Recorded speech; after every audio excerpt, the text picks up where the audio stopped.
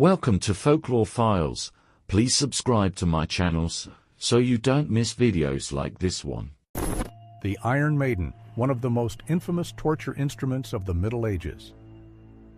This device consisted of a metallic structure shaped like a sarcophagus, with the interior filled with sharp spikes. When the victim was placed inside and the door was closed, the spikes pierced the body without hitting vital organs, prolonging the suffering. The chevalet, or little horse in French, was a widely used torture instrument during the Middle Ages and the Inquisition. Its name comes from its resemblance to a wooden horse. The victim was forced to sit or ride on this structure, with their legs hanging and often with weights attached to their ankles. The purpose was to inflict extreme pain and cause bodily harm, often resulting in permanent injuries or even death. Used as punishment for crimes like blasphemy and theft, the torture coffin functioned as follows. Convicted individuals were forced to stay inside the mobile cell for days until death. Extremely tight, the cages were hung in public squares where the victims suffered exposure to the sun and attacks from animals that fed on the still-living body. The bronze bull, a method of execution used in ancient Greece, is attributed to the tyrant Phalaris of Agrigento. The condemned was placed inside a hollow metal bull which was heated from below with fire until the victim was burned alive. To intensify the cruelty, openings transformed the screams into sounds resembling a bull's bellow. The torture saw, a macabre instrument used during the Middle Ages to punish and terrify. The victim was suspended upside down, ensuring blood flow to the brain to prolong consciousness while being sawed in half, usually starting at the groin. This cruel method was applied in cases of treason, heresy, or crimes considered heinous. The heretic's fork, an instrument of torture used during the Inquisition, especially between the 15th and 17th centuries. This device, fastened to the neck with a leather strap, had sharp ends pointing up and down, preventing any head movement. It was used to force confessions or as punishment for those accused of heresy. This brutal device was used to initiate the punishment of women, liars, and homosexuals. The pear-shaped apparatus was inserted into women's vaginas, homosexuals' anuses, and blasphemers' mouths. To make the 4 metal petals open, the victim only had to twist a screw. The pear could tear the flesh as it expanded and mutilate the orifices of those who received it. This engraving depicts a historical execution method known as trampling by elephants. Widely practiced in South and Southeast Asia, especially in India, this method involved the use of trained elephants to crush convicts, often under the command of a handler. This type of punishment served as a public spectacle, demonstrating both the ruler's power and the strength of the animals. This method, widely used in Europe, was known as the torture wheel, a medieval instrument used for brutal punishments. The victim was tied to the wheel, which rotated, while executioners broke their bones with hammers. Often, the mutilated body was left exposed on the wheel as a public warning. It was reserved for crimes deemed the most serious. Piamatui bamboo torture was a cruel practice used during the wartime, particularly in Asia. In this method, the victim was tied above growing bamboo shoots. Bamboo, known for its rapid growth rate, would slowly pierce through the victim's body, causing severe injuries and an extremely painful death over the course of days. The neck collar of thorns, a torture instrument used in medieval Europe for punishment and humiliation. Made of metal and equipped with sharp spikes, it was fitted around the victim's neck, causing intense pain with every movement. This method was used both to discipline prisoners and to subjugate religious or political opponents. The waist chop was an extreme form of execution used in imperial China, primarily during the Ming Dynasty, as punishment for serious crimes like treason. The victim was cut in half at the waist, resulting in either instant or prolonged death, depending on the executioner's skill. This method was a brutal demonstration of power and intimidation, often carried out publicly to reinforce imperial authority.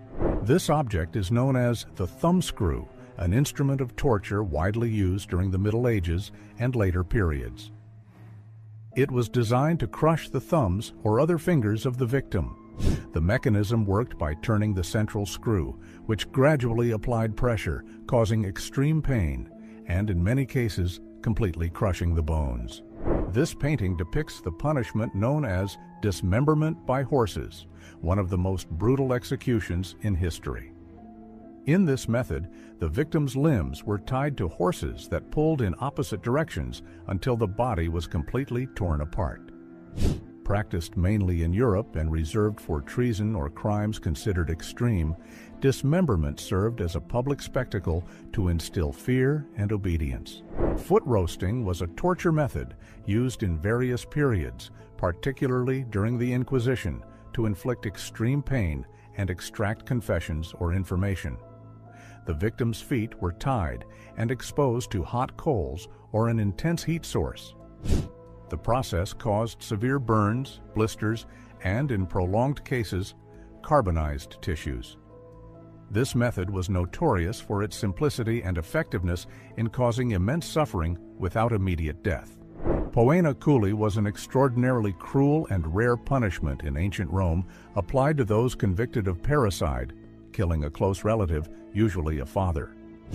The condemned was sewn alive into a leather sack alongside living animals considered ill omens such as a dog, a snake, a rooster, and a monkey. Once sealed, the sack was thrown into a river or the sea, ensuring a slow death by drowning and suffocation. This method of punishment involved forcing the condemned to fight to the death against a chosen animal, which could be a cow, a lion, a tiger, etc. Bestiaries were widely used in ancient Rome. The condemned were sent naked and without any kind of weapon to the arena and had to defend themselves against the chosen beast to try to save their lives. This practice was similar to that of gladiators, except they could use weapons like shields, spears, and swords, and were paid for the activity. This image shows what remains of a lead foot, an execution instrument used especially for forced drownings. Common in naval punishments and pirate trials, the condemned had weights fixed to their feet before being thrown into the sea. This method ensured a quick but cruel death and was also used to dispose of bodies in clandestine executions. The torture chair, an instrument of punishment used in medieval Europe to inflict extreme pain and extract confessions. Made of wood or iron, the chair was equipped with hundreds of sharp spikes that pierced the victim's body when they were tightly strapped in. Often the chair was heated to intensify the agony. This device was primarily used to punish those accused of heresy, witchcraft, or treason. This image shows the guillotine, one of history's most iconic execution devices. Introduced in France during the French Revolution in 1792, the guillotine was designed to provide a quick and humane execution. Its sharp blade descended rapidly, instantly severing the head from the body. During the Reign of Terror, led by Robespierre, the guillotine became a symbol of revolutionary justice, executing thousands, including nobles, politicians, and even revolutionary leaders.